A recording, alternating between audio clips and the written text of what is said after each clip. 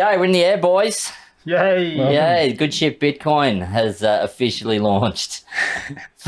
After behaving a bit like a pelican with a small dog in its beak, bouncing along and not quite getting off the ground last time, we've actually made it into the air this time. I think some turbulence is expected. Turbulence to On be an expected. inaugural flight, you've got to expect a little bit of turbulence upon launch, but we're in the air. Look at it. Look where we are. We're above the beautiful region of Byron Bay, and it's good to be finally in the air after a lot of discussions and a lot of planning and a lot of forethought. We've made it, guys. So it's an honour to be with you. Can you remind us how this ship flies, mate?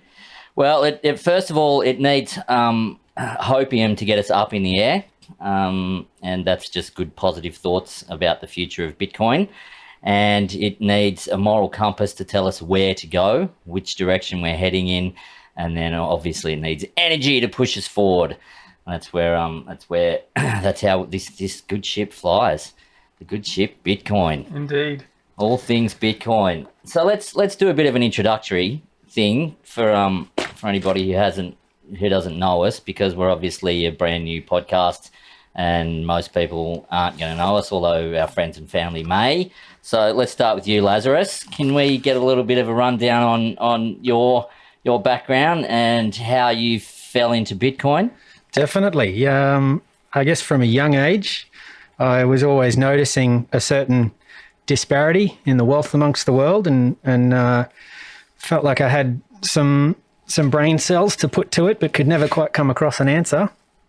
I found myself writing a document when I was about 16 years old that was sort of going to be a new hybrid communist capitalist system. And Have you still got the document? yeah, I just needed to get it out at the time, and it's dated, and my ignorance is evident. But it just made me want to keep paying attention. So I've done that, and then the GFC had a big influence on me, and knew that something was wrong. Didn't have the education to explain it to myself or anyone else, but then came across Zeitgeist, which was the first time I ever heard of something called Bitcoin. Yeah. And Was Bitcoin in Zeitgeist? I'm pretty sure he actually mentions the word. Really? He talks about the concept of digital currencies, but I believe in the first one he does mention Bitcoin, and then he himself distanced himself from it. He thought the problems were too big, so he let the FUD get to him, and he left the network early. But that got my brain thinking. Didn't think enough, unfortunately, so I didn't come back to it until the end of 2017, and burnt my fingers on all manner of altcoins before I found some signal in Jimmy Song and Giacomo Zucco. I've been on the path since then. So Jimmy Song's a dev, isn't he? He's one of the main core devs. Not a main core dev. He's definitely a contributor, but he's far more a contributor on the outskirts, and he's probably mostly known as an educator. So he's been running a programming Bitcoin course for, I think, about 8 years now. You'd have countless names that have entered the space under Jimmy's wing. Okay. But he was also a pretty prolific podcaster going back for a while. He stepped back from podcasting because he's busy. But yeah, put out some good signal. And who was the other guy? Jack Mazzucco. Giacomo Zucco, he's an Italian entrepreneur that I don't know when he got into it, but yeah, just started speaking truths about what Bitcoin is and why it's important back then, and it stuck. So I kept following the rabbit hole after that. I haven't heard of him. And do you remember the particular like Bitcoin aha moment or like holy shit moment? Is there any one of those that you can pinpoint? Probably not a specific one. I got into, I thought I was trading. That was what my mate got me into via Ethereum. So I had a small, diversified portfolio, we'll say, in the crypto basket before burning my fingers enough. And it was just, Tone Vase online was trying to teach a bunch of plebs how to trade instead of just going, don't bother, stack Bitcoin. That was sort of his underlying message. He was against altcoins the whole time, but still tried to teach people trading methods. So it was a bit of a mixed message, but he used to get good guests on. And he got... This is Tone Vase got good guests on. Yep. Yeah, okay.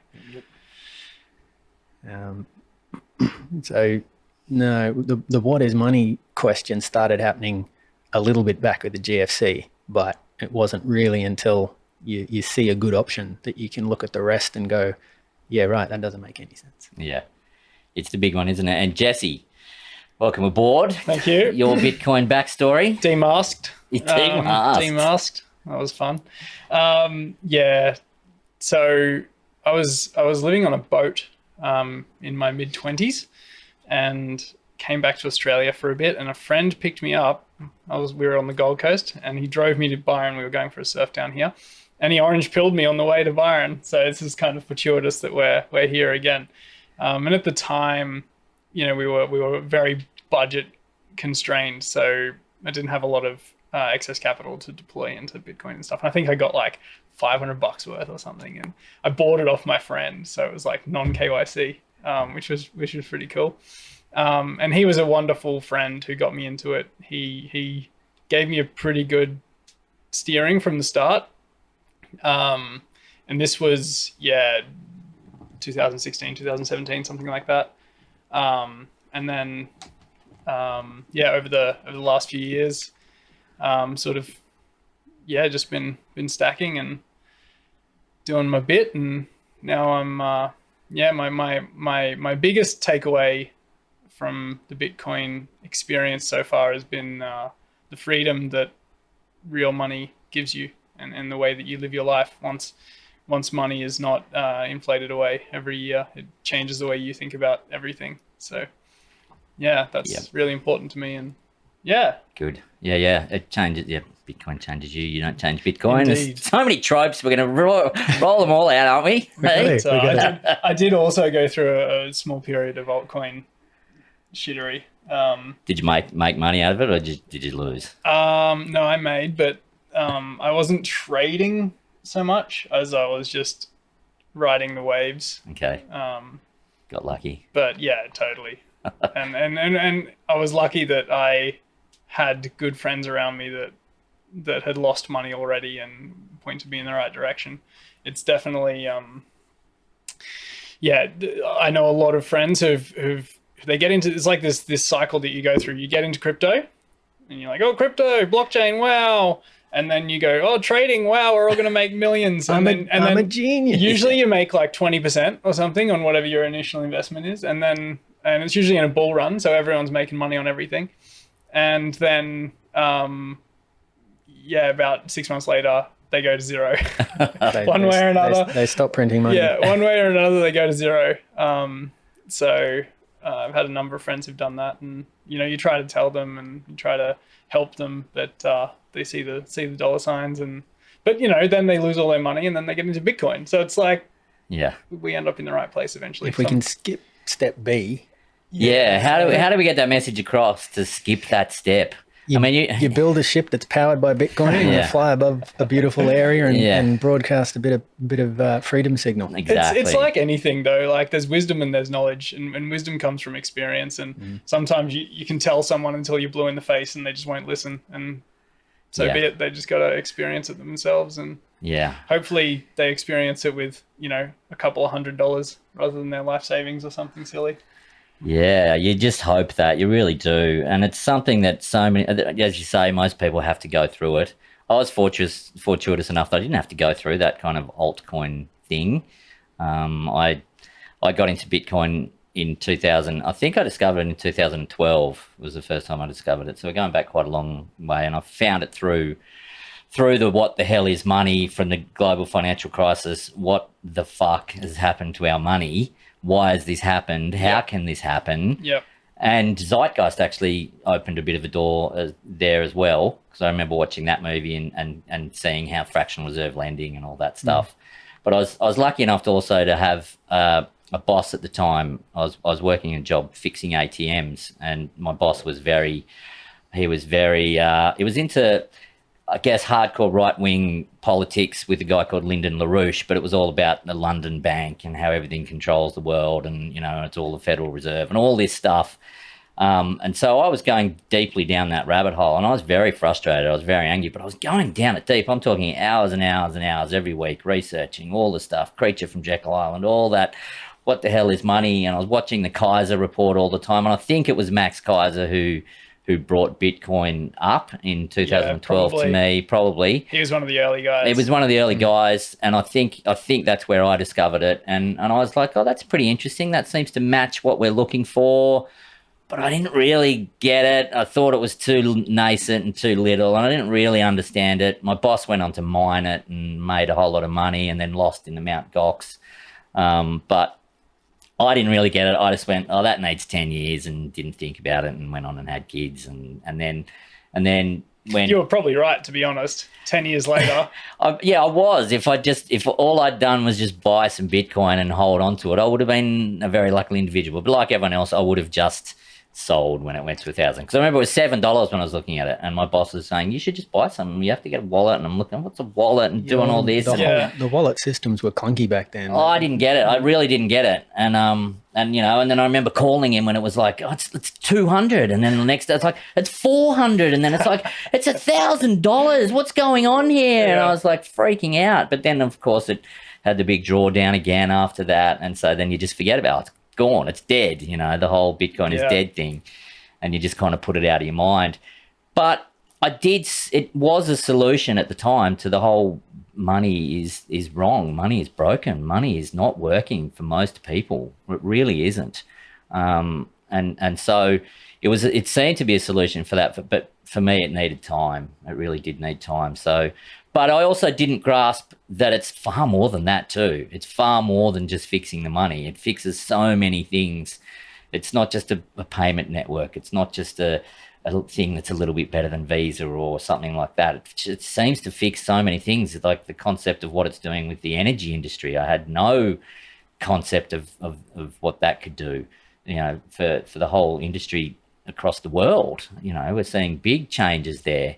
Yeah, I don't think anyone saw that coming until it started. No. Until problems start actually being solved, and you realize what Bitcoin's actually doing. Yeah, do you reckon Satoshi could have seen that coming? Do you reckon he was that visionary? It's well, depending on who he is, because Hal Finney was saying certain things, that was a lot of the rehash of what Henry Ford had said. It was a rehash of what Tesla had said, Nikola Tesla. Basically the monetary system is broken, but that if we can successfully create an energy-backed unit that is sound, that will be the game changer. So it was forecast for quite a while. I mean, Ford was before Tesla, I think. Ford was the start of the turn of the 20th century. He was visionary enough to think about proof of work. Yeah. Which is Henry Ford or Tesla? No, Satoshi. Yeah. So whether or not he or she or they, whether or not they... pronouns. Oh, he implemented proof of work. Adam Back created it. Yeah. But he thought about, we need this. Yeah. Do you know what I mean? Like the idea of energy as the fundamental backbone of a monetary system. He didn't think, let's do proof of stake. Let's do some other crazy consensus mechanism. It was yes, I acknowledge that this is the best way to do it. Energy is finite. Energy is everything. Let's use that as our backbone, and it is the right way. It is definitely the right way. It is the only way. Yeah, it's not that money itself is flawed, because you can operate a sound monetary network. It doesn't matter what you use as the unit, so long as the ecosystem that's running it is sound, and you don't have leakages. We'll say nicely, or middlemen is the other way to put it. It doesn't matter what the currency is. It's just that every person that has ever, or every system that has ever implemented a currency that was centralized in nature, the authority to abuse that has been taken up. Everybody, we're not strong enough to say no to that power. So Bitcoin is a system where that power is no longer in our hands, and that's why, as an opt-in system, it's just a system that gives you the best property rights, and it's never existed before. Yeah, and well said. I agree 100%. It is that opt-in thing, and it is the removal of state power or centralized control power from money. That's the essential thing that we're looking at here with Bitcoin, that's the big idea for me here. And it's a very big idea because all along human history, they've been tied together, and failed every failed. single time. Yeah, and gold was a good money and decentralized essentially, but it was always managed to become centralized by kings or empires or whatever taking control of the gold supply, putting their stamp on it or whatever, and making it centralized. But it is a proof of work, decentralized monetary network. Basically, you've got to put in the work to get the gold out of the ground, and then it's a bearer asset, and it's kind of decentralized. But it's only humans just can't resist the temptation to centralize and control. So if we can just use this thing that we've somehow discovered and created to keep that decentralization and keep that power out of the hands of the state, surely we're going to have a better society. I definitely think so. I mean, that's the hope, isn't it, really? Yeah, and some of the things that we're going to discuss today will be a lot more local, relevant to our area specifically in Australia.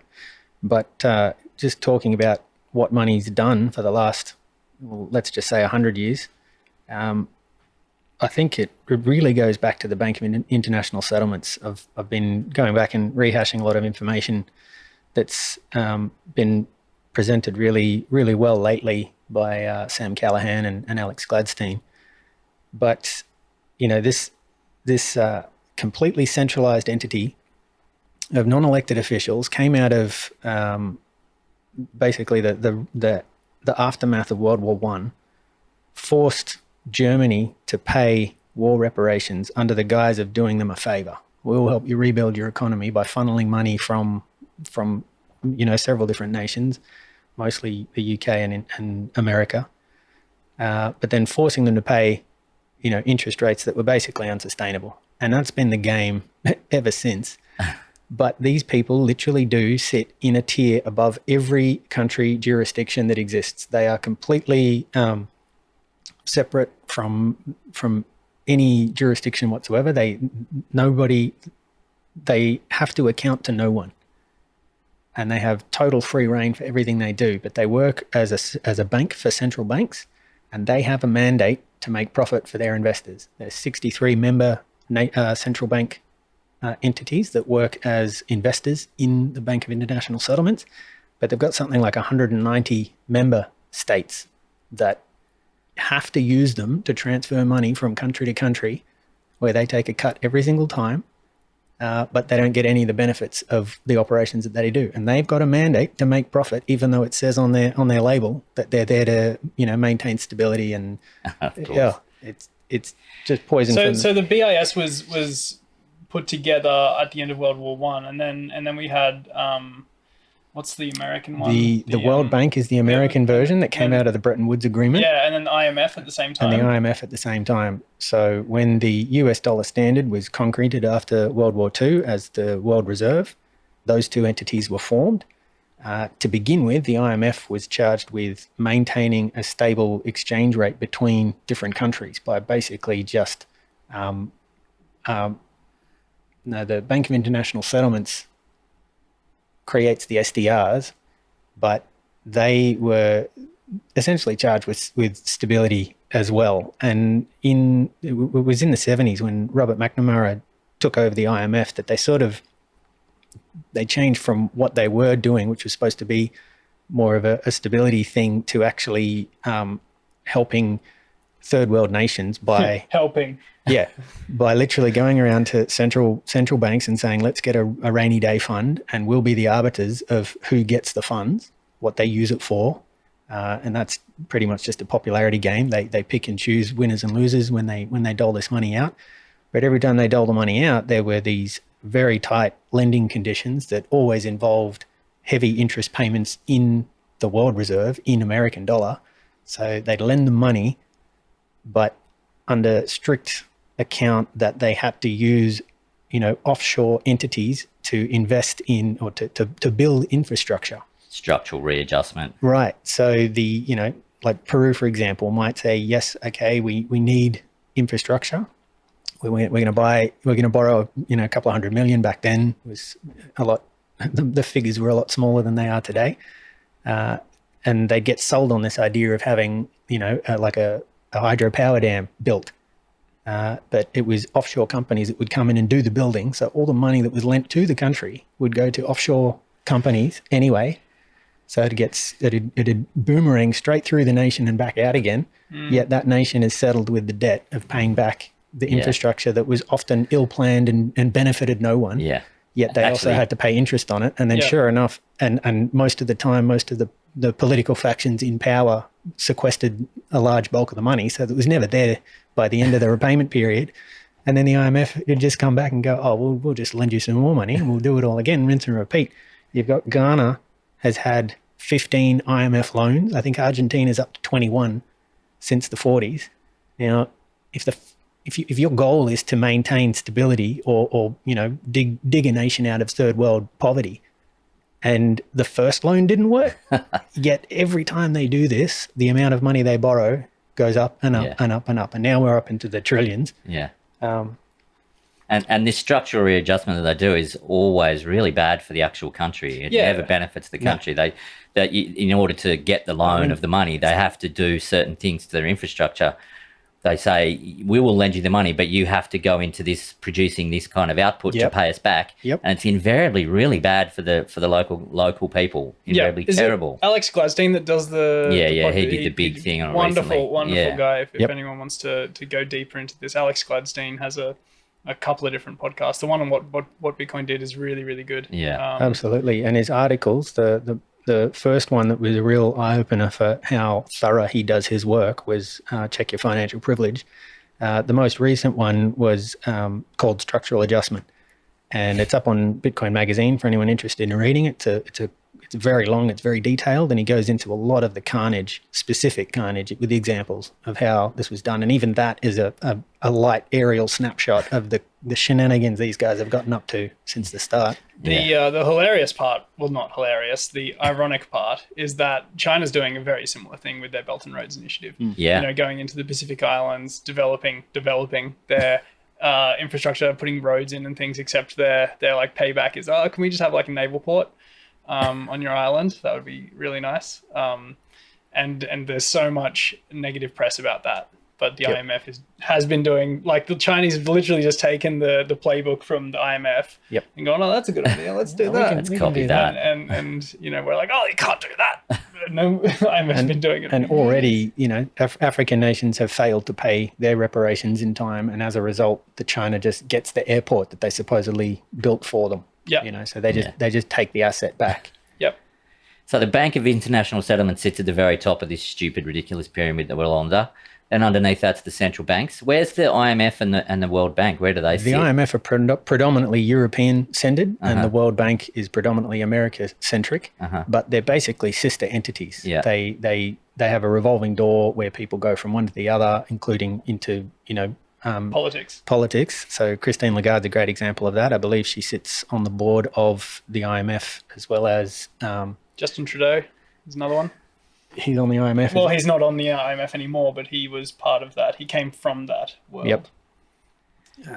And what the totality of what they do is difficult to know by design. I would say that everything they do is secluded in secrecy. The Bank of International Settlements does other things. What they also do is collect data. So they've got this mainframe of all finance across the world, and they've also got a lot of power to influence governments and have their way.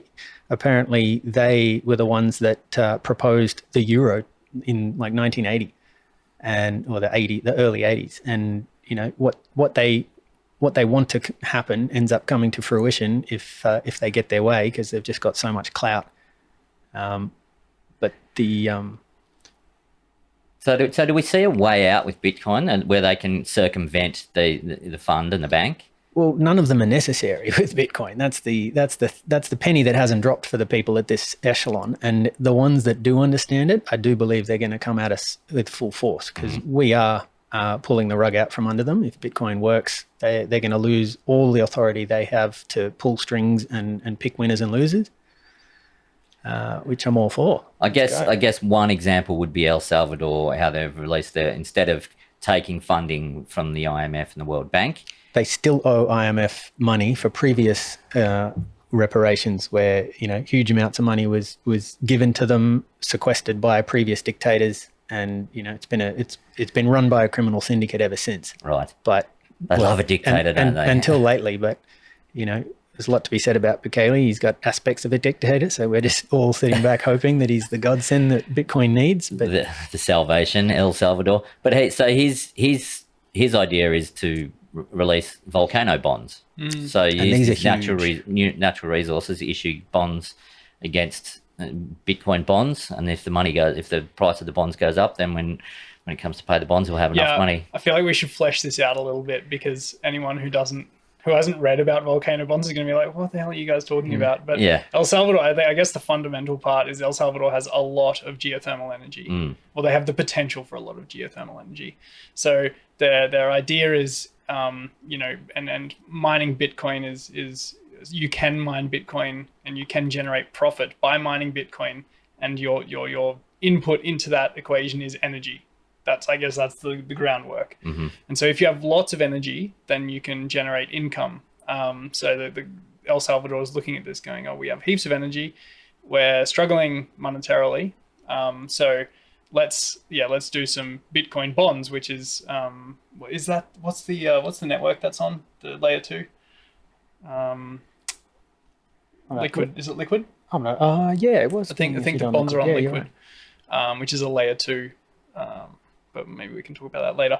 But yeah, the idea is that instead of reaching out to the IMF or some other foreign entity for money, let's get it from the people. Let's get it from investors. Let's sell bonds with using our natural energy resources. Yeah, and I believe 50% or thereabouts goes into direct Bitcoin purchases. So that should have an upward pressure on price, they expect. And that Bitcoin, how that's custodied is going to be a big topic for debate going forward, because that's going to be a honeypot if it ends up becoming a success. But then the other 50% will go directly into the mining infrastructure and the geothermal power. So do you think there's a way for other countries that don't have these natural energy resources to utilize like Bitcoin to lift themselves out of poverty, like El Salvador are doing? Well, just look at what Nigeria is doing. I think just like from a people's perspective, less so of a government perspective, just a people's perspective. Nigeria tried to enforce a central bank digital currency on their people. They said it was illegal to use Bitcoin. It was illegal to use cash as well in a lot of circumstances. And they limited withdrawals from ATMs. They've done everything. And now Bitcoin is the only hope for the people. They're buying it in the riots in the street. Yeah, they're trying to get it in any way that they possibly can. And they're finding ways. This is the thing and China's the same. They tried to ban Bitcoin mining, and hash rate is now back to where it was pre-ban. Is it back to where it was? Back to where it was. Yep. Doesn't work. Whether it's the people or the government, who knows? But hash rate is back, and the more you try and ban it, people just find ways around it. It's a common misconception, isn't it? That a lot of people come back with when you try and bring up Bitcoin to people, especially maybe in older generations. They're like, well, the government's just going to ban it.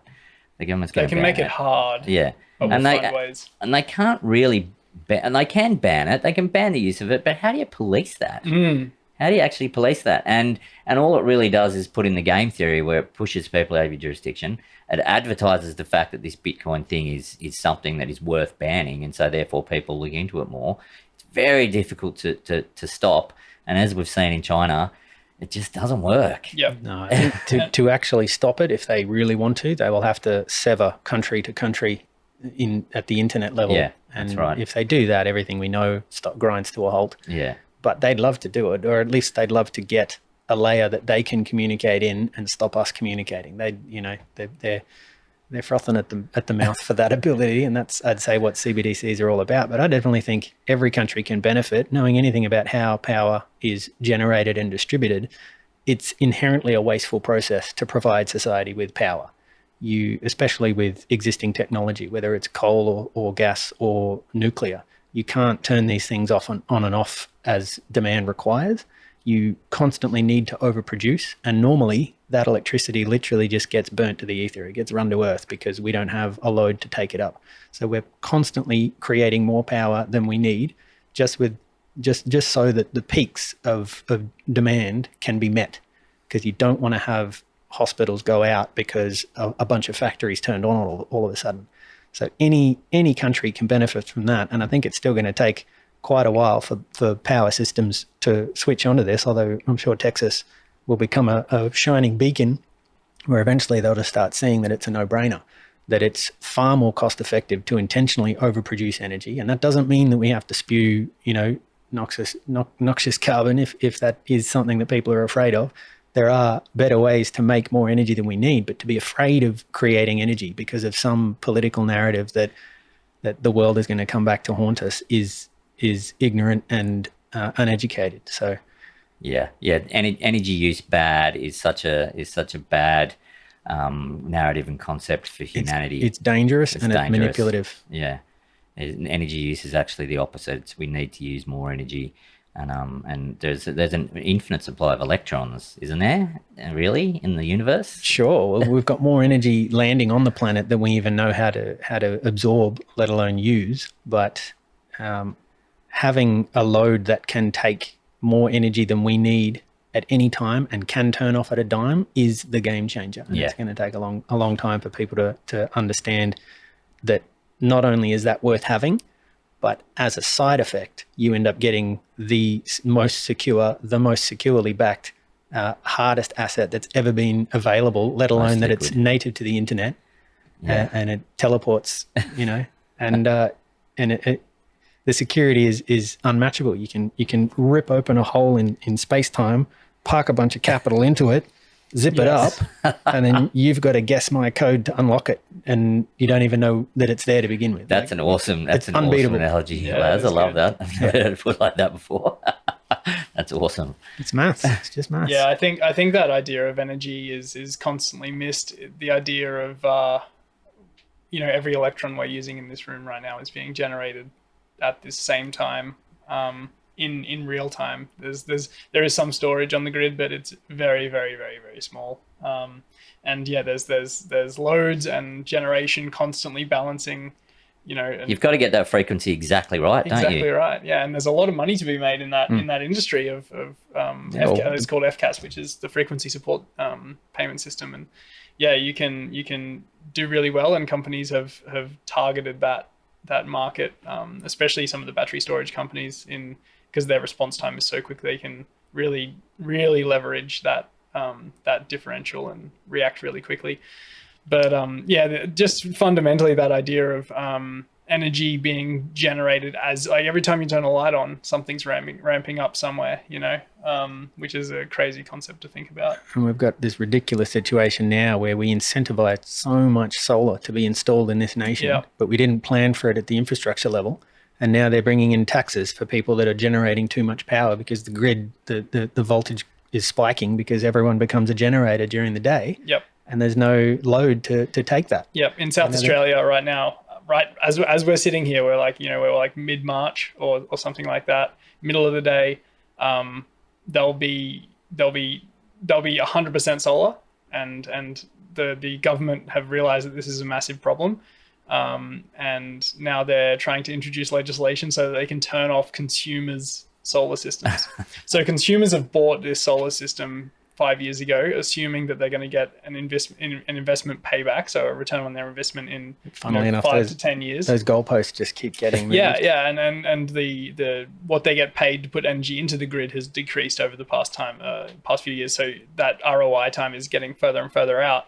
And now the government is like, oh, actually, for 3 or 4 hours a day, we're probably going to turn your solar system off because we don't know what to do with the energy, which is just the wildest thing. So come on, I mean, who's going to tell them? Well, hopefully Texas. It's being mandated, but why not put a Bitcoin miner in? Like, this is the crazy thing. Like, instead of turning off energy generation, let's use it for something productive. Yeah. A variable load. Like, it's so simple. Yeah. something that you can turn off and on at the drop of a hat, which isn't going to interrupt something. Because people can say, oh, you can turn off, why don't we put server farms there? But you can't just turn off a server farm. That's hosting websites. And, it's really the only thing we've ever come up with that you can power down and power back up again without impacting on the network or impacting on anything. And so many people are still afraid of that concept as being a waste of energy. Yeah. Let's not talk about waste of energy in a world where there's perpetual war and, among other things. But that, I forgot where I was going with that. Yeah, look, I used to, fixing ATMs was such a waste of energy. There's this physical machine that sits in the thing, sits somewhere in because I used to, all the independent ones, and they're all over the country that we used to service. So they're on, Torres Strait Islands in the middle of the desert, but they were often in places like Aboriginal communities, and there might be one in a shop somewhere. And everyone in the community has to go there, check their account. They're waiting for their payment to come in. Check their account, $6 fee. My money's not in yet. So they go off again, come back again, check my account, $6 fee. Oh, my money's not in yet. And they come back and they might do it that 3 or 4 times. This used to happen while I was working there. What actually happened is there was a direct charging fee on every ATM transaction, and that was capped at like 1.5% or something. And then there was a guy in Parliament who pushed it all through. You can make it whatever you want. And then as soon as that law went through so that you were allowed to charge whatever fee you wanted on your machine, then he left politics and opened up an ATM provider thing and became the head of an ATM provider thing. And so all these poor people, and so that went from 1.5% to 6% or 10% or whatever they want to charge. If that's the only access to money in your one little community, in your Aboriginal community or wherever your remote community is, that's your only access. And they can charge whatever they want, $10, $6, whatever. And every time, and they're checking their account 3 or 4 times, finally comes in, they've spent $60 or whatever just to get access to their money. This is inherently and that's getting uneconomical. Worse. That's getting worse because the commercial banks in Australia specifically have been shutting down at an alarming pace over the last few years. And these remote communities like, Cooper Pedy is a cultural hub in Australia. It's got its job to do. It brings in speculators. They come in, they spend money, they buy opals, they find opals. Now they got to do that whole thing without a bank in town. And the nearest bank is literally a 500-kilometre round trip. It's just absurd. I remember what I was going to say. The concept that using Bitcoin as an intermediary load is wasteful is ridiculous if you look at what Bitcoin provides the world in terms of a sound currency. But even that doesn't have to be wasteful because the heat that comes out of these things is just as efficient as any other process heating involved in. Usually we just use resistive heating elements like in your average oven. Or water heater, you got a resistive element. The amount of power that goes into that for the heat that you get out is very comparable to a Bitcoin mining ASIC. So there's no reason why we shouldn't be heating our homes with miners? Definitely not. We don't really need it in Australia, but everywhere that's cold, that 100%, that should be it. Water, but also industrial heating, drying stuff, whatever, anything. Greenhouses. Drying food. Yeah, I think also the idea of what is a waste and what is an approved use of energy. Like who's defining that? Like who's saying that this is okay? Yeah, it's dangerous. And it's like any preferential system in the world. You got religion, for example, and some people would say that some religious views are good, some religious views are bad, but they're just religious views. Like it's the perspective that person holds. And it's impossible to say what is correct and what is right and what is wrong. Some people would see value in war. Some people would see war as a waste of energy and a waste of time. Some people see value in pornography. Some people think that it's horrible and a waste of energy, but they exist, and the market decides. There is obviously enough market for a shitload of pornography that there's just server farms sucking up energy, and no one says anything about that. And we see the value in a fair monetary system. And so do a lot of people. And so there's a billions lot of people. We're talking billions of people, and this is the key for me. This is the key. It helps billions of people. Anyone who says it's a waste of energy it's that check your financial privilege. 100%. They've got access to a bank. They can open a bank account anytime. Their currency's probably not hyperinflating. Tap and go your coffee in the morning. They're able to do all those things that we take for granted. Whereas most of the world can't do those things. Yep. Well, they wake up in the morning and 90% of their wealth is gone, like Lebanon last month. So for these people, Bitcoin is a lifeline. So to say it's a waste of energy, it doesn't do anything, is just completely, gross. Everyone can benefit from a sound monetary asset. Yeah, you're either just completely, misaligned with your ethics, or you're just completely ignorant. Yeah, I think it is ignorance, but it's this idea of parroting what you've heard someone else say, or you've heard on the news or something like that, and people don't do their own research. Yeah. They literally just hear it once and they're like, oh, Bitcoin's a waste of energy. Bitcoin's using the same amount of energy as some country, bigger country. And anyone that does understand it and is still parroting that narrative is malicious by design. Because if you're saying that Bitcoin is evil or a waste, or for whatever reason that it shouldn't exist, that means by proxy you are endorsing the type of, it's like known tyranny, monetary tyranny, monetary apartheid. Yeah. Right? Ripping countries asunder on purpose. That's what you're saying yes to. That's what you're supporting if you keep your money in a bank. Yeah, it's true. It's true. So let's, the energy thing in the news lately was Biden's thing, where he's proposing a 30% tax on mining and on proof of work mining in the States. So is that additional to income tax? I don't know what it actually means, whether you're paying tax on any of the revenue that you make off it, or whether if you're just a company, you're paying an additional. I'm not exactly sure the details.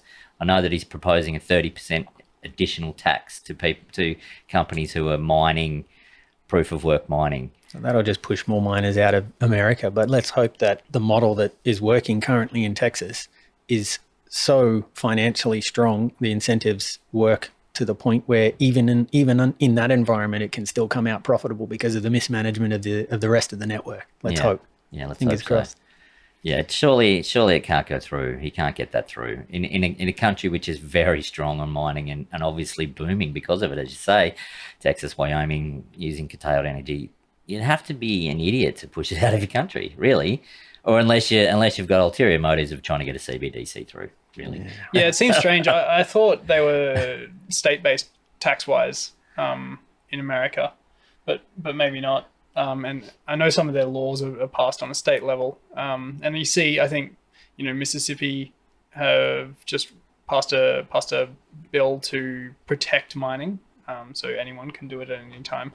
But yeah, it seems like a strange thing. It's very strange. It's very dangerous to as you say your use of electricity good, your use of electricity bad. And once again, how do you police that? And how do you police it? Because someone put up a picture on Twitter of a Bitcoin miner, and it said, "This is heating my home. Is this any different from this other heater? So why am I getting taxed 30% on this one and not on that one?"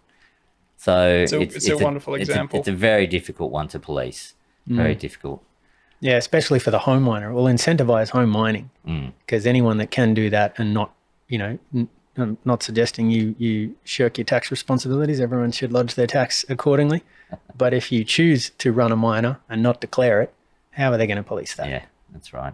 Yeah, impossible. And all it will do is decentralize the network further. So in terms of anti-fragility, it's probably a good thing. Yeah, good. Let's hope we get some cheaper ASICs out of it. I'm just thinking about the physical implementation of this. If you're behind the meter next to a power generation system, you're kind of not really buying electricity. You're kind of just using the stuff that is wasted anyway.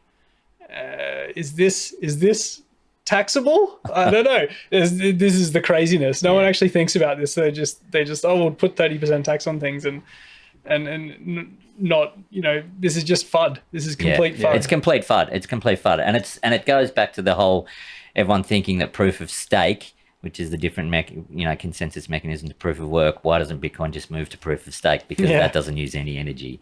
Because we're sane. Yeah, because there's a really good interview with Rene Pickard where he goes into the scam that proof of stake is, in that the whole point of Bitcoin is that it works without knowing a unified concept of time, That's it. Yeah. right? Because everybody's chattering There in is the no network. unified Anyone can come up with a block. So that's your idea of time, is the block height. Whereas if you've got a proof of stake network, you've got a worldwide network that somehow has to agree in a consensus at any state where nobody knows what the time is relative to each other. Because time itself is relativistic. That's right. There's no universal time. No. There is no universal. And if you can't do that, then you're just doing smoke and mirrors to bypass that problem. Yeah, it all comes Because somebody has to make a decision. That's right. And that's where the centralization comes into it. Yeah, One yeah. of the ways that centralization comes into it. So proof of work has to come in somewhere, So anyone who says proof of stake, proof of work has to happen somewhere with a centralized authority saying this is the order of time. So it's a scam. It's just a total scam. Before we get into some of the generals about Bitcoin, do you want to jump into one of the local examples? Because proof of stake is quite relevant for this particular topic. Let's do it. Let's do it. So are we going to talk about the People's Reserve? Yeah, which I believe came out of Mullum, and I haven't managed to get in touch with any of the owners or the creators of this. All I did was meet some people that were so passionate about it, notably because they had put capital into it. And once people are invested in an idea, it's always hard to convince them that they've been scammed, because in that they have to swallow a humble pill and realize that you've been duped. And nobody wants to admit that. Yeah. We're being duped daily. Yeah. And that's why everyone wants to happily stick their head into the sand. Yeah. The People's Reserve. It's got the name, doesn't it, huh? I love this It's for the website. people. It's supposed to be a token that works in a barter economy where people do jobs for each other, and this thing is just a money. Fine. I'm all for the concept. I don't think you needed to create your own coin, and this thing has so many red flags that, and again, I'm willing to bet that the people that created this thing had their best intentions at heart. Yeah. They don't want to, I would most likely, probably don't want to come out and just scam people. But the road to hell is paved with good intentions, and you can have the best intentions, yet you still end up with a cane toad problem. Yep. Yeah. So Okay. I actually think Sam Bankman-Fried had good intentions. He was probably. completely misaligned. he's but just a product of an environment. Totally, He walked totally. into a place where everyone said, "Yeah, sure, we'll Yep. let you do that. You're pick of the breed, son. He- Come in." he grew up in a very affluent family. He thought the world was his oyster. He thought he was a genius. Yeah. And he thought he could do I'm anything. Yeah. so sorry. So, full disclosure, I actually own some TPR. I didn't pay for any of it. In the early days of this thing, obviously there was a massive pre-mine. We all make mistakes. Well, I didn't buy any. It was obviously a massive pre-mine, and probably 100% pre-mine from what I can see. And they needed to get merchants on board to, start the circular economy that they're trying to achieve. So they were going around the local area, getting merchants on board. If you sign up, you got an amount of TPR to sign up, and so I've got some in the wallet, which compounds at 16% annualized and compounding legit. daily. So we're back to the whole problem of inflation, but massive inflation. Massive inflation. This is a big problem. Check out my yield, bro. Yeah, Yeah. yeah. So it's a non-collateralized algorithmic stable coin is how they've coined this, how they've phrased this, which is not tethered. It's anchored to the last highest price of gold, anchored to the last highest price of gold. So it algorithmically checks with the price of gold, and if it ever goes up, then the price of this goes up. But what does that mean if you can't sell it anywhere? You can't sell it anywhere. Yeah, So what does it mean? That's irrelevant. He's It's only what supposedly- the value that people will give it. So that is just really There was supposedly one irrational. exchange that they ran. I don't know. Have a look, see if you can find a link to the exchange. Our exchange. There you go. Top line. Yep. But I mean, I'm pretty sure it said down here that there's more exchanges coming. Yeah. Still waiting. Yeah. But it's just a perfect example of so much of the crypto space where people are willing to throw money at something that they don't understand. Usually they're intentionally complex, like a Rube Goldberg machine, just designed to impress and bamboozle. Yeah. Look at this website. Yeah. This is the perfect, it seems so legit. It seems So Well, fancy. At least it doesn't have all the spelling mistakes that you find in half the. There was some bad grammar on here. So Okay. So as you say, I do believe that they're probably altruistic. I think they're probably really trying to do the right thing. They see the writing on the wall for the global economy, like we all do, that it's going into a debt spiral, and it's gonna all fiat currencies are on their way to zero, trending to zero. So they're trying to come up with something, but they've missed the point. The truth Bitcoin's is- waiting there. It's just it is Bitcoin. History says that the hardest currency will always win, and if you have a functional currency, you don't need any more than one functional currency, and all markets will trend to that over time. Yeah. So there's nothing that they're doing here that Bitcoin couldn't have solved for them, except for the volatility. Yeah. There are ways to account for that now with hash time lock contracts. I forget what it's called, or PTLCs, where someone else can actually take the risk on your behalf, and you have a contract that's designated in Bitcoin, but you get a specific dollar price out of it pegged to any particular currency. And the only difference is that the person that's taking the Bitcoin side of that gets the up or the down if the price goes up or down. You get the solid peg. Okay. But going through the white paper, it's just such a good example of a typical project where people don't even do the first thing of clicking on something and reading. Yep. Yeah. Maybe before we go through the white paper, let's just look at these 3 points. These are the 3 points why Bitcoin is shit on their website. The first one is the classic volatility. You know, Bitcoin's too volatile to be a currency, but if everyone's using the same currency, it doesn't really matter how volatile it is compared to a US dollar. And it's usually over the long period volatile in the upwards direction. Yeah. So it's not such a bad thing. There's an element of truth to that first one. Definitely. Definitely an element of truth to that one. We'll give them that. Yep.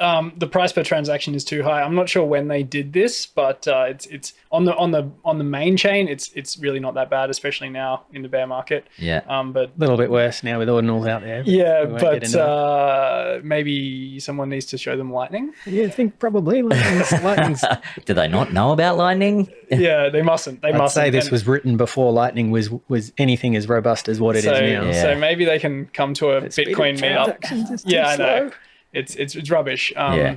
And we could. Speed of transaction is too slow. Bitcoin is like dial-up internet. Have you got a Lightning wallet? Yeah, of course. Oh, Yeah. We should do a Lightning transaction, and Yeah. we'll show on right now how slow Bitcoin is, because it's instant and it's basically free. So And final. and that leaves you with the only problem is the volatility. Yeah. And over time, you know, it's not going to be a problem as we move into the future as well. Yeah, that's right. As we reach, more adoption, But that should level out. the thing is, though, that in their system, everyone is transacting TPR. Yeah, that's what, So the volatility of the token doesn't actually that's right. matter. Yeah. No, So and it's kinda silly. they've got the only exchange, so they can always set the peg anyway. Yeah. If you can't sell it anywhere else, there's no other price feed. Yeah.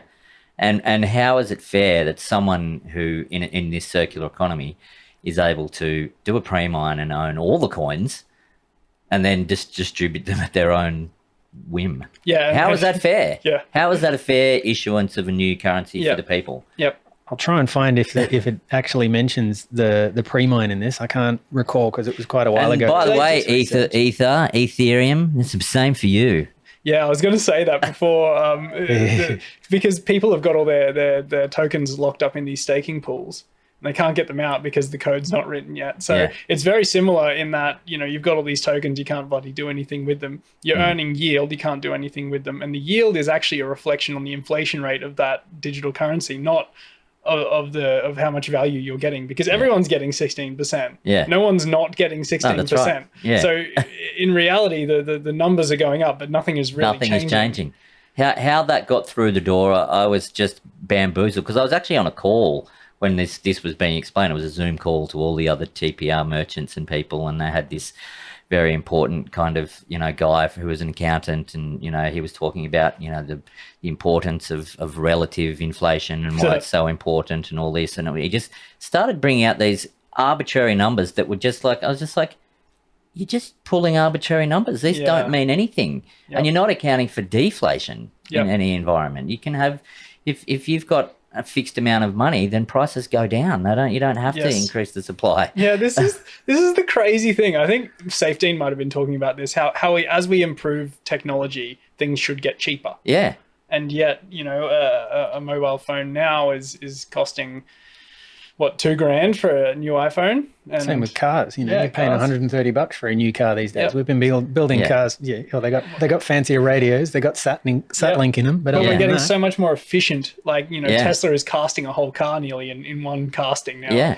But those reflection, the improvements in efficiency aren't being reflected in price because of, you know, No, because monetary policy. that's right. Because it's actually, you know, if my parents bought a house for $12,000 one generation ago, and now I can't buy a house around here for 1.2 million, Yep. it's not actually the house prices have gone up. It's that my unit of currency has gone down in value. Yep. That's what people don't understand. Yep, and the other breakdown is so you buy a house and then 10 years. So you buy a house, say $500,000, and then 10 years later you sell it for probably $5 million. Let's be honest. So there's $4.5 million profit. Yeah. But really it's just you know, all of the houses have gone up. You can't sell that house and then go and buy another $500,000 house. But then the government are like, oh, nice, $4.5 million profit there. Can I have half of that? Yeah. Like. You know, it's Capital these, gain. yeah, They love it. They love it. These numbers on a screen Yeah. represent nothing, and then the government just take them. And the super thing that they've just introduced in Australia here. Now we have a thing called superannuation, which is like a retirement fund. And the government are now going to tax you on unrealized gains. So Work that are they going to give us money for unrealized losses too? Yeah, it's so ridiculous. that's a better incentive to go all in on Bitcoin than I've ever heard. So any juicy things there in the white paper, lads? Mate, they're uncountable, all right? Like I won't bother going through them all, but I can just flick through to show people how many red flags I found going through this document. I can speak to some of it because I did find a page that spoke to the issuance rate, even though there's no dates. Basically completely arbitrary. First release 100,000 coins of a total of 500. I forget. No, it was on the page before. 500 billion coins, I think. Right. 500 million coins, and the first 100,000 was released, then 200 million coins, then 200 million coins, but it doesn't specify dates. So this is all arbitrary.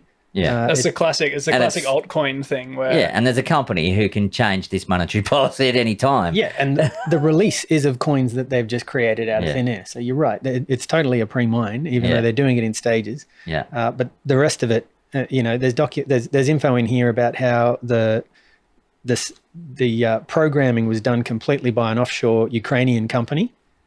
Good luck contacting them now, but the fact that it's a centralized company, that none of this is open source, you can't check the code yourself, you can't prove to yourself that it's done. Can't run your own node. They're calling it decentralized with permissioned proof of stake with 7 consensus master nodes. Just trust us. Don't worry about what we're doing. Just trust those 7 people. Just trust us. There's nothing that they could possibly be doing wrong.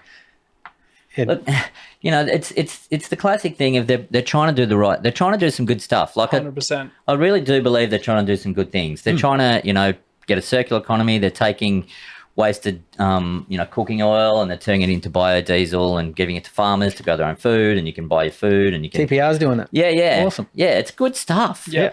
Do it on Bitcoin. 100%. It's the people's money. Yep, and you can actually It's the sell real it. people's money, and you can trade it for other things. Yep. And that lends to the second example that we're also going to pick up, which was pegs. I tried to have another dig with these guys as well. Pegs, Any luck on pegs? Did you get any? This is a new feedback? project, so we're trying to get it near the start of its birth, and basically the phone number that is on the Facebook website is disconnected. I sent them an email a good 3 weeks ago saying, hey, we want to highlight your business, really interested, love the idea, love the concept, want to promote it. Is there any chance you have a white paper? Maybe because I came out asking for a white paper, that's why they didn't say anything. But there's a lot of videos online of the owner of this chap called Darcy. And I've since tried to contact some of the businesses that are on this. So it's a discount service accumulator. And they're trying to pretend, they look like they've got their community's best interests at heart, because a lot of the money gets, chiseled off into a particular charity that the user wants to support. But what it is a localized walled garden payment network that is entirely centralized and has no transparency whatsoever. On this website, it does say about us that They operate using cryptocurrency, but at no... It says blockchain, but we don't know anything about it. Exactly. Don't know proof of stake, proof of work. Utilizes blockchain technology to allow businesses... What is that? Yeah. Maybe it is Bitcoin. And if they're doing a legitimate thing, I want to shout it from the rooftops. Yeah, totally. I just don't understand why they're going to say that as a buzz term and then not put any other access to any other information. It's the whole blockchain buzzword. Oh, 100%. Blockchain's going to change this. It's going to change that. Like we could just have a Byron-based spreadsheet. Yeah, that's right. You could do it all on an Excel spreadsheet. Yep. Exactly the same But thing. again, even if this was, based on Bitcoin, I don't think you need to create a middleman service which takes a cut for hooking up a person that wants to spend money with the business that they want to spend money to. Yeah. How is that going to help the business owners down the line? Let's say everybody does this, then your average merchant has just accepted 80 to like a 10, 20 to 30% cut on their profit margin, just so that these people can create a system and then sit back while the system just milks some money. Yep. I'm against, unrestricted entrepreneurialism at the cost of more people than it benefits. Yeah. Entrepreneurialism. Do they have a token? Does Pegs have a token? Do we know that? It's just their own internal currency. So you send money to the app using your bank, and then you've got money, you've got credit. Okay. And it just bounces around their system. So you can pay, right? The merchant has to go, oh, cool, I got money in Pegs. I'm going to transfer that out to my bank account. So hopefully the transfer out never breaks down. Why does it need to be a walled garden? Yeah. This whole system would work flawlessly with Bitcoin, and all the profit margins could be tighter because of the reduction in friction. If you're adding banks, then there's always going to be more friction than there needs to be. Yeah. Wonder where all the dollars are sitting. That's a big question. I did contact some of the businesses, and it's hard to find managers that are willing to speak to you about it. And the ones that you do get don't necessarily know how it works, which I'm expecting. Even because they've already said yes, they're reluctant to consider the option that this thing could be a scam. Do we know if you can get your money out again? So you send money into the... I'm sure you can now. Right, a merchant probably wouldn't want to sit on any decent amount of money in this thing until it's proven itself. But I did get feedback from a local, very popular cafe that they're in a promotional period where Pegs is covering the discount right now. So they've obviously started this thing with a bunch of capital. They're offering a 30% discount if you pay with Pegs, yet Pegs is covering that. So at the moment, that the merchant sounds pyramid-y. That's a weird business model. Well, it just seems to me that they're trying to just pull capital in until they get a certain amount of mass, and then they've got economic mass to just play with the numbers. Because once your money's in here, they don't have to be solvent until there's a bank run. Oh, that's how banks work. Fuck. Yeah. So I'm just trying to contact them. I'm trying to speak to a manager who can actually make a decision or sound, is worth trying to give information to, and say, look, I just want to let you know that these guys are, not transparent at all yet. I'm going to keep trying.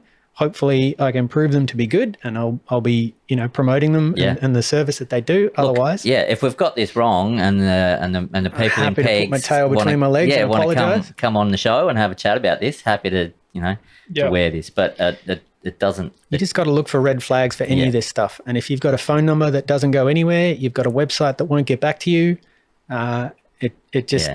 It's a bit stinky for me. And just because the Bitcoin network doesn't have a phone number or a website, just because Satoshi's not going to get back to you.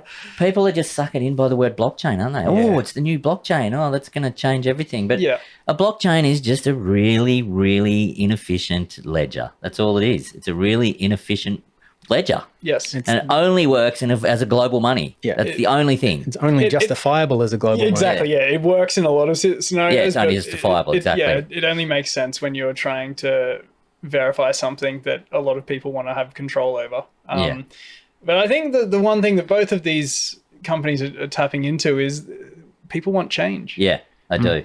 People want, community. Yeah. People want a localized connection. They're talking about our connection, our currency. Yeah. They want to get out of this bullshit system that they're trapped in. Yeah. And they're looking for any way out. Yeah. And a circular economy that keeps the money in the community. That's great. And there's a great region for it because we've got, spiritually minded, earth minded people here that smart. They understand that there's bullshit amongst us. Yeah. They just don't understand where it's all coming from. And you try and approach them speaking of Bitcoin, and they think you're one of them. So their eyebrows are raised straight from the start. Their guard is up.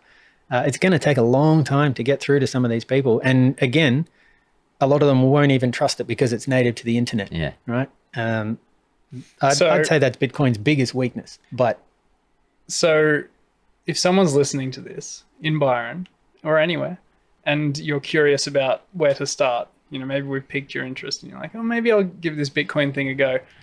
Where do we start? Where do we send people? Reach out for your local meetup. 100%. Yeah. First and foremost. Yeah. Local meetups really, really good because you meet people who will be able to explain things to you in the way that you understand, and you can ask questions on the spot. You're going to get so much more out of an in real life meetup than probably hours and hours of podcasts or, you know, anything online, I reckon. That's it. There's meetup pages on the meetup website. There's other ones. The Telegram community is very thriving. If you are in the Northern Rivers area, look up NR Honey Badger Network on Telegram, join the chat, and then come and meet us. Come and actually speak, and we can give you the right information because there's so much misinformation out there, and that's where people get lost. Yeah. But the Bitcoiners are community minded. We love to gather. We love to help. We want to see communities thrive. So reaching out and getting in touch with people that understand the benefits and can put you on the right path, that's definitely the best way. Yeah, because I think it's really difficult to sift the wheat from the chaff and to realize just how unethical most of this shit is and just how ethical Bitcoin is. It's so ethical. It's just a truth machine. That's all it is. And it's opt-in. If you want to be a part of the truth machine, which just gives you the truth every 10 minutes, verified all around the world, you can opt into it. You know what's not opt-in is the polar opposite of Bitcoin is CBDCs. Yeah. They're coming at us at full speed ahead from all directions. All nations are talking about it. Now, if it's true that what we fear CBDC to be potentially, you know, the global digital tyranny that we think is possible by enforcing time restrictions on your money, negative interest rates, bans, all manner of control. They have access to all data. They'll not only know what you spent, but where you spent it, what you spent it on, whether or not you had beef in your sandwich or not. That's dangerous. Now, imagine if we knew that a tyranny was coming, yet we had no power to do anything about it. That's sort of what it feels like right now. Everybody is hearing about it. And they're like, oh, even if we all united as a people against it, we'd have a hard time knowing how to stop this. Yeah. People can do whatever people can start revolutions, but unless people know what to get behind, they're not going to know how to stop this. Imagine if we told you that in a couple of years' time, you know, the Nazis are going to reform and they're going to take over a first world nation, and you had nothing to do to stop it. It's like, of course I can try and stop it. I'm going to get out and have my voice. Exactly. Well, that's pretty much what's happening now, and people are literally just sleeping on it. They don't see this thing as a threat. Yeah.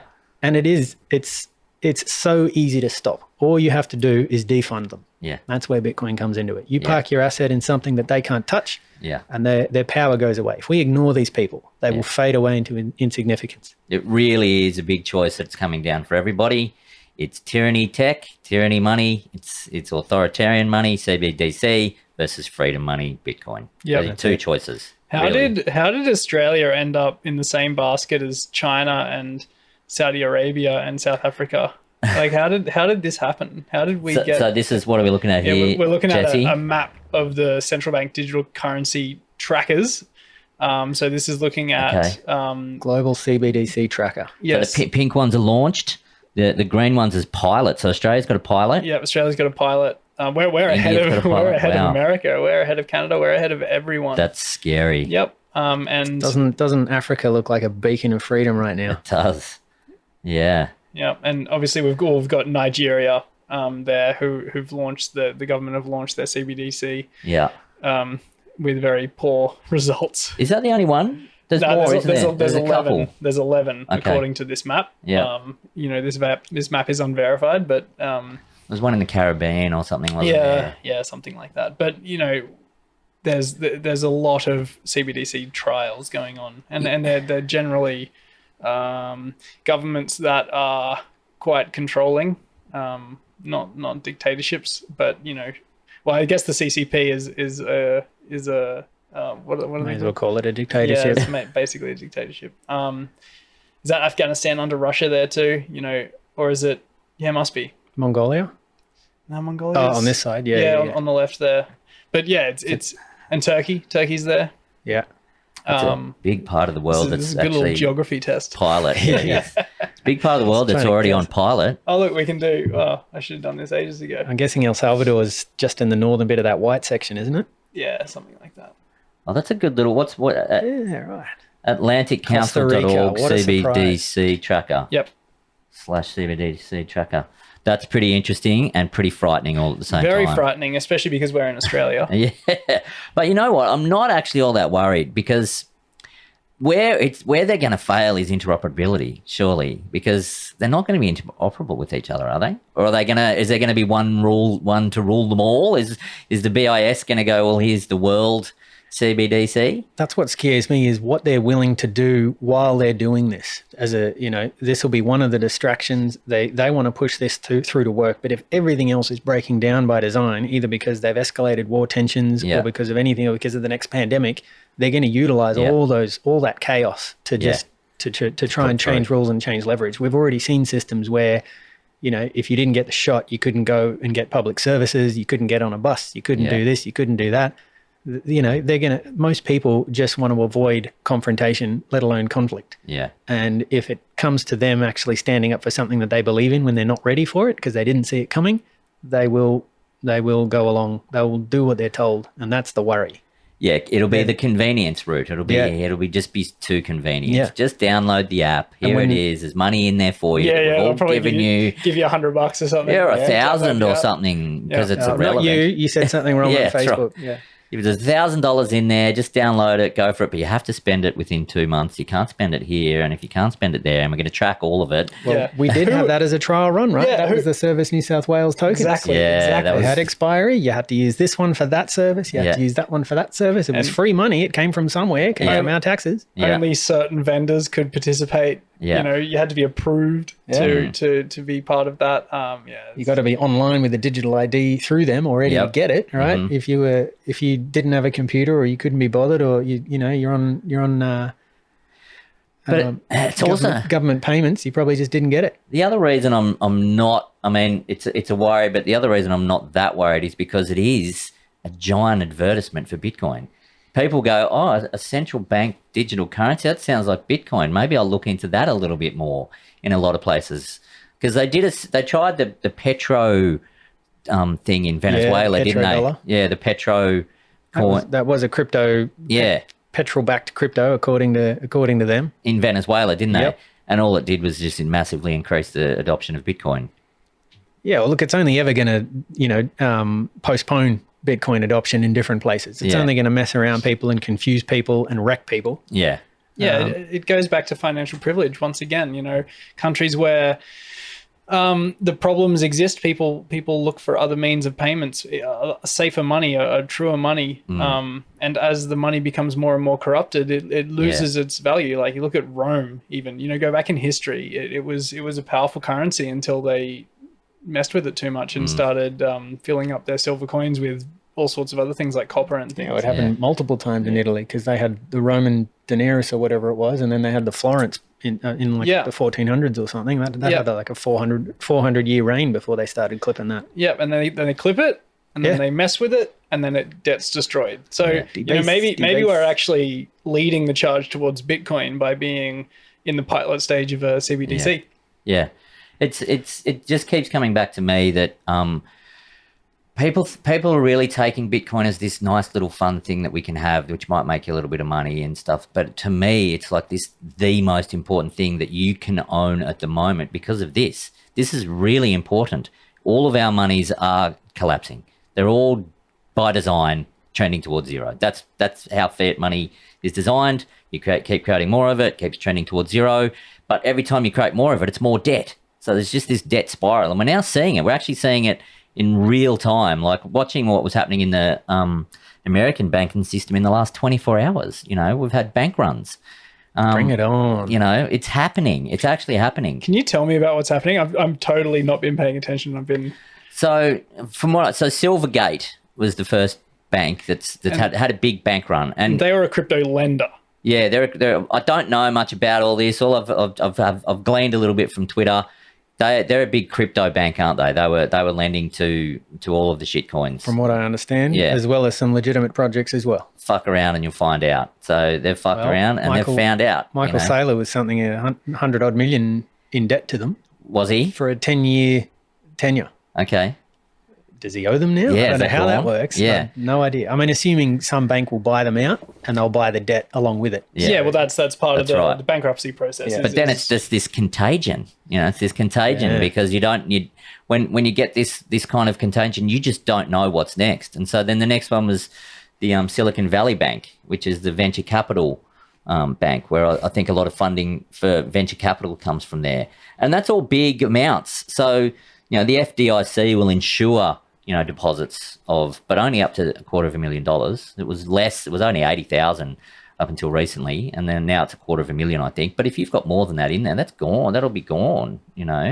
So, but what's next? We don't know. This is the contagion in this ridiculous world that we're in, where banks are loaning to each other, and there's all this. It's just completely ridiculous. No one can verify anything. No one's all behind walled gardens.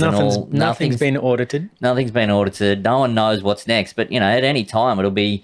Apparently Silvergate is a big bank. It's like one of the biggest banks in top 15 banks in the States. So we're having a bank run. Where are people putting their money? Are they just getting cash out, or what? Do we know what they're doing with their money? I don't know those details. I'm not sure of those details. No, but a big chunk of the, I think it was the Mt. Gox coins are getting sold off now. So that we're finding, US authority held coins that were taken from different scams throughout Bitcoin's past, where people robbed people of Bitcoin and somehow, the federal government would get their fingers on some of it. They're liquidating some of it now, and the belief is that they're doing it in an attempt to try and save some of these patches, these little insolvencies that are starting to show. They're trying to patch over the cracks. Bring it on. We want the cheap Bitcoin, right? Yeah. It's temporary, whatever they do, because they can't lie for an asset that's easily self-custodied. When we can take our Bitcoin off the exchange, they can't play the shenanigans that they've been doing. You can't inflate Bitcoin. You can only sell Bitcoin that you don't have, and eventually that'll all come to bear. Well, there are no banks to run on either. No. We are our banks. Yeah, we're not going to run on ourselves. We're not fractionally reserving to ourselves. We have our bank balance because we are our banks. Yeah. Anyone that's listening to this that doesn't understand the risk, if you know that you bought Bitcoin but you never took self-custody of it, or you think it's still on the exchange, if somebody else has your Bitcoin, you don't have Bitcoin. You have a claim on somebody else's, and they've got to be nice enough to say, yes, you can have it when you ask them. So get onto that ASAP. Yeah. Take custody. It's not that difficult. It's not that difficult to write down 12 or 24 words. It's not that difficult to take custody. It really isn't. Yep. Speaking of what do you think, Andre? Should people take custody of their coins? Speaking of cracks in the government's thing, this is ridiculous. I love this chart because this was actually released by the government, the Fed. The federal debt held by the public, 1900 to 2050. Projected. Okay. And so they released this in I think it was 2022, and it shows GDP as a percentage of the gross. So the federal debt as a percentage of GDP. So when GDP when the debt goes above 100% of GDP, it's a bit of a problem. And we sort of reached that point in the pandemic, and they've actually projected out to 2050. And this is their own projection. Their documents, to be 200%. Really? The debt will be 200% of GDP. They're the one that set the interest rates. So the only way they could do something like this is somehow sever the interest rates that they impose on themselves to what they impose to us, which I'm sort of surprised they haven't started trying to do yet. Yeah. They're just going to say, all right, interest rates are going to go to 15% for all you motherfuckers. We're going to go back to 0.1 or negative. Yeah. Right? Negative would help them because they're going to print money to get out of this. They have to. They just have to. There is no other way. Yep. You cannot have to turn it back on. Yeah, you cannot have 200% of your GDP in debt Yeah. and not money print. So they can either crash the economy, and that's what's happening right now. Right now, bank runs, all that stuff. Something breaks, and the whole system starts, and no one knows where or what's next, and that's the whole problem. Or you inflate your way out, and that's the two only choices. option. And they're the only choices. So look at it, look at that. And if anybody, it's just parabolic rise to the right. if anybody of doesn't debt. understand what Bitcoin's job is, it's just an accuracy machine. It's a truth machine. And in a world where Bitcoin exists, you cannot continually print money and not have it reflected in the purchasing price of Bitcoin. So they've stopped printing money in the end of 21. And ever since then, they've been ratcheting up interest rates at a pace that's never been seen before. Yet, and never been seen before in Bitcoin's history. We've never exactly. It's never Bitcoin wasn't around. It's only been in its first. This is the first time that Bitcoin's seen an environment of monetary policy where interest rates are going up, and the money print has been turned off for a little while, and that's probably why the price has gone down so much. Yep. Definitely. Well, it's the risk assets being affected. So everyone pulls out of risk asset trading when they know that money becomes tight. And I mean, the fact that we're in this modern world, yet the entire global economy pivots off the decisions of 12 people in a closed door room just boggles my mind. It's just absolutely bonkers, isn't it? It really is bonkers that we're relying on these 12 people to make decisions. The good news is the price of our money. We don't need them anymore. We can Don't. trade directly. You can have access to your capital without asking anyone permission. All you have to do is find the bravery to step out and unplug yourself from their system. And it doesn't have to be all at once. You can just get yourself a small amount of exposure. But to not get any right now, I would say is irresponsible. I'd say it's irresponsible and ignorant. very risky. You are playing a very risky game by not having anything. Yep. If you think it's possible that there is any percentage that Bitcoin as a network can survive going forward 10, 15, 20 years, then you are foolish not to have a similar percentage allocation to Bitcoin. Yeah. So if you think there's a 5% chance that Bitcoin's going to be around in 10, 20 years, just put 5% of your portfolio or whatever you in the Bitcoin network. And even that doesn't have to be all at once. Do it in stages. That's right. Dollar cost average or DCA, as we say. Oh, yeah, 100%. Don't go and remortgage your house and put it all in Bitcoin. No. It is volatile. Yeah. But start. You just got to get off zero. Get off zero. Like now. Like it's not that difficult. Yep. Yesterday. Well, the other thing is that if contagion does kick in and all fiat currencies really start to struggle or hyperinflate, when like what happened in Lebanon, they just did a revaluation of their currency from, I think it was something like a 90% devaluation overnight. Yep. So all of a sudden, if you were just about to go out and buy a car, a week later, you need 10x your money to buy the same car. It's just unfathomable. If you need Bitcoin at that stage, you've missed the boat. You want to not only get a small amount, but actually understand how to do it, because it is a new thing. You're gonna be nervous the first time you make a $10 transaction, right? Get yourself used to it. Get yourself knowledgeable enough to know how to take self-custody of it. And it is coming to your currency. Like it is. It's coming to everybody's currency. Every single currency that's ever existed up till now, it's happened to. We've only got a small example of currencies that are outweighing the average lifespan of a fiat because of the centralization of government power right now. Yep. What happened at the Bretton Woods Agreement to allow the US dollar to become what it's become, that has never happened before. The technology for that many countries to even communicate was never around before that. But markets will resolve around a singular currency if there is one, if there is an option. And it's a no-brainer to go with something that is global by nature. They cannot undercut this market. There is nothing more efficient than Bitcoin for what it actually does in terms of the potential value that can be moved using Bitcoin. Yeah. Yep. Well said. Yeah. Very well said. I brought up the time chain because I thought it was relevant that the dollar system is just inflating away like crazy. Oh look, new block. New block, yeah. The world of fiat currency is just complete debauchery and crazy numbers and in the parabolic charts left, right, and center. And then Bitcoin's just doing its thing, and the supply is still known. We've Yep. still got 19 million Bitcoin out there, and it's just getting scarcer and scarcer. I'm so glad we got this airship up in the midst of a bear market, because if we can manage to get up here once a month, if not weekly, once we get going, that'd be lovely. But we can actually watch this yellow bar as it is down in this lower left-hand quadrant right now, and that yellow circle is blocks to the next halvening. So if we come back every month, that little thing is just going to get a little bit closer to the top every time. And then when it gets to the halving, people are really going to understand a lot more, because, Bitcoin's never had the limelight that it's had in the last couple of years. And if the halving does its thing, if it's got enough, what we jokingly call number go up technology, to actually offset the damage that they're intentionally causing to try and regain control of this monetary system, the global system, if the hype around the halvening can actually offset that and Bitcoin can survive this, it's going to be game on. Game on. Yeah, it will. It'll be slowly, all it has to do is then all of a survive. sudden, yeah, that's right. That's all it has to do. It's not going to. All die. it has to do.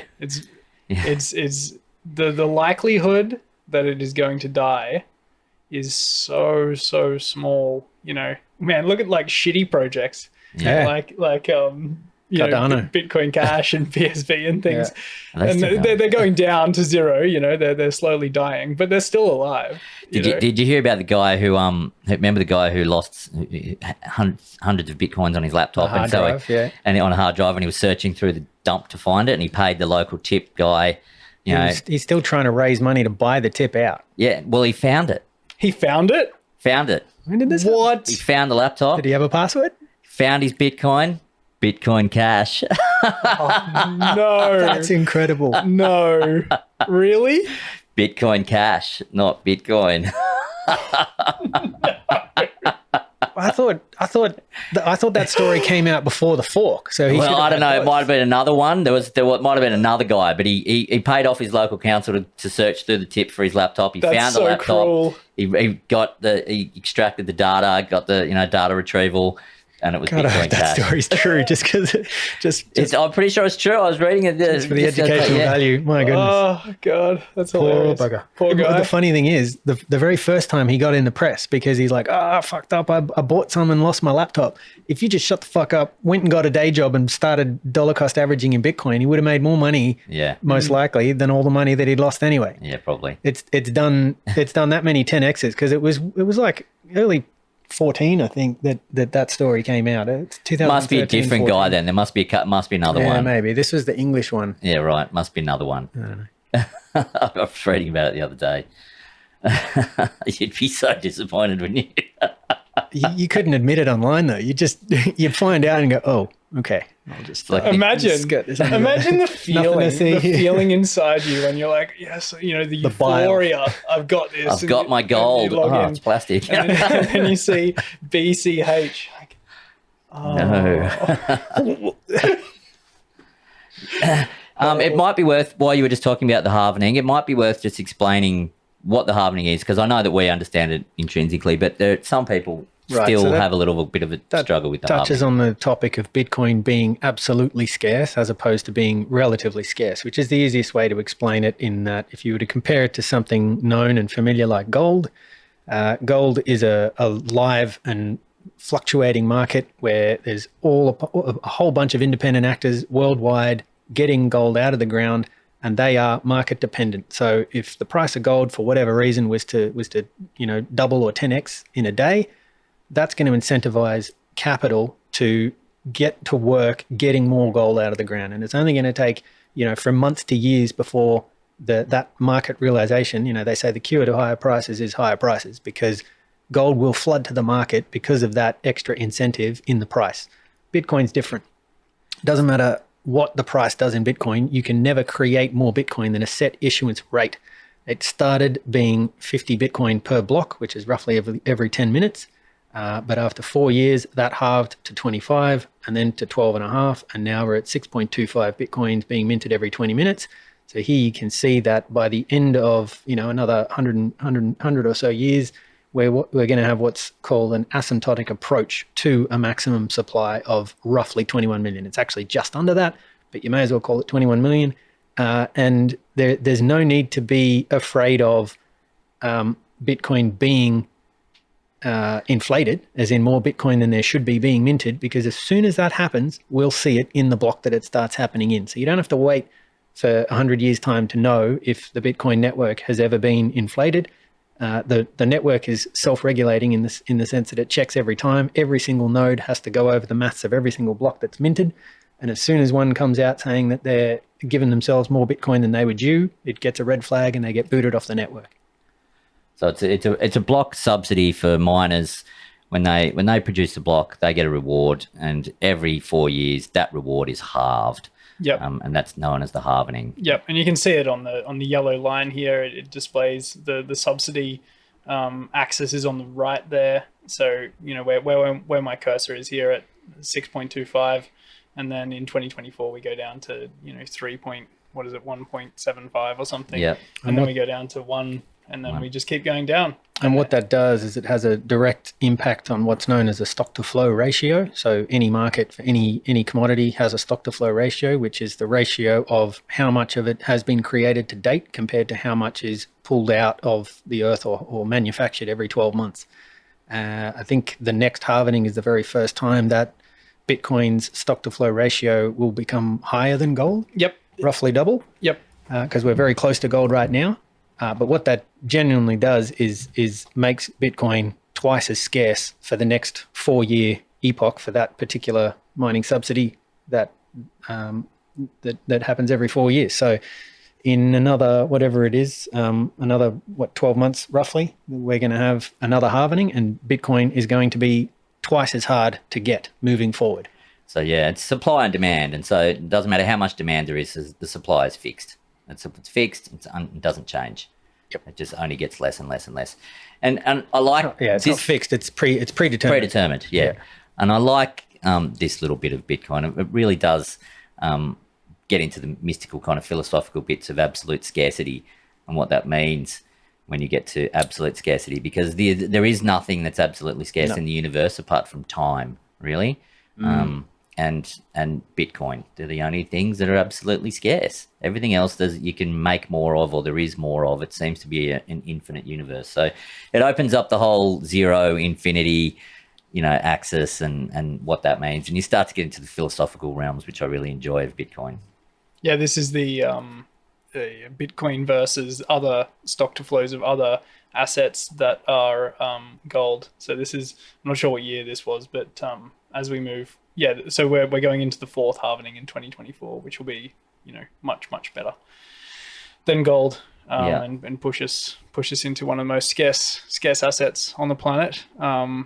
And generally, scarcity leads to price appreciation. Yep. So I'd love to know if that diamond one is accurate, because I'm not sure if the diamond industry is as kosher as a lot of people were led to believe. Controlled supply for sure on that one. Yep. Yeah, scarcity is the key, isn't it, really? Because it's what gives gold its value. It's the scarcity, because it's got some good properties. Yeah, and the proof of work in that you can't make it. We tried to alchemize it. It still takes energy even to do that. And it's a very inefficient process. So it's still easier to rip a mountain apart to get it. And the scarcity, the absolute scarcity thing is also why we don't need other shitcoins. Because if you've created absolute scarcity and you're saying, hey, I've created some more absolute scarcity. Look, I've got more of it over here. Doubled the scarcity. I've just doubled some more of it. It's like, well, no, you're missing the point here. Yeah. So there's no need for any other shitcoins, because all they're doing is copying it. And distracting from the real thing. And trading off security for some other useless thing that doesn't really have a problem. Not really solving any problems. Yeah, that's actually a really good point to bring up. Is this idea of you hear the Ethereum crowd saying that it's Bitcoin is like steam powered locomotives. It's old technology. That's their war cry. Bitcoin's the MySpace. Yeah, but it's like I think of it as an analogy to Need for Speed or some other video game where you've got a car, and there's you get to choose your car, and there's like a bunch of different cars, and one has really good handling and one has like bad acceleration and you know, what would be on top speed maybe. You know, Bitcoin is or any blockchain based system has three main vectors. That it can be really, really secure. It can be, well, it's security. How secure is it? How fast is it? And what would be How the last one? decentralized. Yeah, how decentralized. The trilemma. And exactly. trilemma. You can't max out all three without, you know, cannot. as soon as you change one, it has an effect on the other two. Yeah. So you can have a very, very fast system that does, you know, hundreds of thousands of transactions per second, but it'll be on a centralized server. You can have Pretty much what we've got. what we've got. That's Visa. Yeah. You can have something that is, you know, fast and maybe decentralized, but the security will be rubbish and it's susceptible to crashing. So, yeah, Bitcoin is a very good compromise. We take security extremely seriously, and you know, the block wars were you know, fought over that. And yeah, we're relying on layer 2 solutions for improvements. It's been engineered to increase decentralization. So the whole premise is that you want to enable as many people as possible to interact with the network in a sovereign manner. And that's what keeping, you know, Bitcoin as essentially slow and clunky as it is. That's because it's designed for huge amounts of money. It's designed for nation states and corporations to settle with each other. We're just lucky enough to be at the adoption phase where we can actually afford any of it, let alone have an affordable transaction on the network. But when we go and buy coffee in the future, it will be on a decentralized, on a layer 2 network. You don't need, you know, heightened security and sort of that level of inefficiency just to prove that my $4 purchase was backed by something. This is designed for huge amounts of capital to flow. So yet the cost of entry to secure yourself by running a node yourself and verifying yourself is as low as possible. You can still do this on a laptop that's 10 or 15 years old. It'll, you know, the bandwidth required to keep a network synchronized is very low, and that's because we've chosen to keep the throughput so low. So you don't get a lot of transactions per second. We're okay with that because that can be done on other layers. We want something that won't break. It needs to be indestructible. If you're gonna store all the world's monetary energy and value on a network, it needs to be indestructible. It needs to be resistant to nation state attack. It needs to be resistant to hyper-powered individual attack. It needs to be resistant to all these things, and Bitcoin's the only one that is resistant to those. All the others can be switched off if they want to. What is it? So there's only, like, Ethereum's only on 17 or 24 servers or something, and then most of the AWS servers or something like that. I know that if you were going to try and actually run an Ethereum node and sync it, well, I don't know if it's any different with proof of stake. I know while it was in proof of work, I don't see why it would be any different. But you used to need a $5,000 to $10,000 machine just to be able to cope with the data in hard drives, let alone the throughput of data. You know, I don't think the Australian internet would even cope. We're supposedly a third world nation. We've got first world nation. We've got third world internet. I'd be surprised if an Ethereum node could even remain synchronized here. And the same thing's going to happen with BSV. Their blocks are so big, you're going to need, you know, multiple Starlink sat hookups to even remain synchronized on a network like that. And BSV is a hard fork of it's a crap Bitcoin. coin. Yeah, it's a hard fork. There's quite a few. I was surprised. I thought there was only BSV and BCH, but there's actually heaps. Tons. Yeah, Bitcoin heaps of gold, hard forks. Bitcoin diamond, Bitcoin freaking green, Bitcoin black. But yeah, we stick with security as our base layer, and then we do cool stuff on top. That's right. I've just created a little Lightning invoice. Ooh, So if anyone's got a Lightning wallet, we can show you what layer 2 payment rails can do, and it's super interesting. El Salvador is using the Lightning network currently. It's implemented in a not the best way. I heard a good way of describing the Lightning network, and see, you obviously know a bit more about it than I do, Jesse, because you've been reading the book. I love it. And a good way of describing it, someone said to me, was like a bar tab. Is that kind of like it? So you go to the bar and you're not paying for all your drinks at once. You rack up a tab and then you close the channel at some point and pay for it. A lightning channel. This assumes that you pay your bar tab. Yeah. Just so that the punters can actually see how effective this is. All I've done is load the details of the transaction. So no data has been sent yet in terms of finalizing this transaction. But if I just go send, we'll see how fast it is. This is the slow network. Yeah, I think you got to click send. Oh no, we're there. You get it? And this is still going through, like, there are more sovereign ways to do it than this. I'm using a wallet that's not entirely, because it's trivial change, this wallet isn't entirely self-custodial. The wallet of Satoshi so you've got it. Yep. The wallet of Satoshi is trusting another third party, okay? Jesse and I could do this if we chose to run our wallets through our own Lightning nodes, and the speed difference would be ridiculous. It'd literally be click, receive. Yeah. Yep. That's how fast it can be. But that was only... it was no difference than an FPOS transaction. Exactly. Just then. That was a matter of seconds. And it was 30 cents that we transacted in, and the fee would have been nothing, nominal, basically. Yeah. Which is a beautiful thing. So how can people like the People's Reserve go around and say it's too slow? Yeah. You know, we've got the Lightning Network that lives on top. It works. It's fast. It's growing.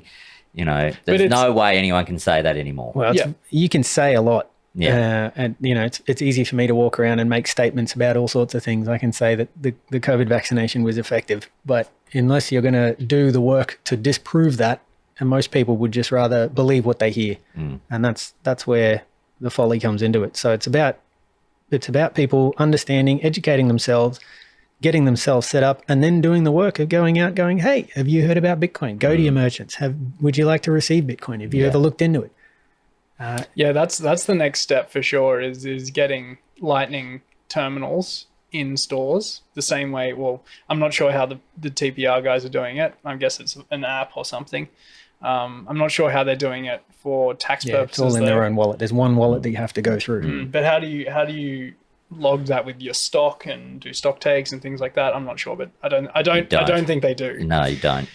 But we do have BTC Pay Server and things like that, which are, you know, relatively new software getting developed. BTC Pay Server's about 5 years old now. Francis Pulio broke away from, what were they before that? It was supposed to be an open source project, and then they went the corporate route, and he's like, buggy you guys, I'm going to undercut you.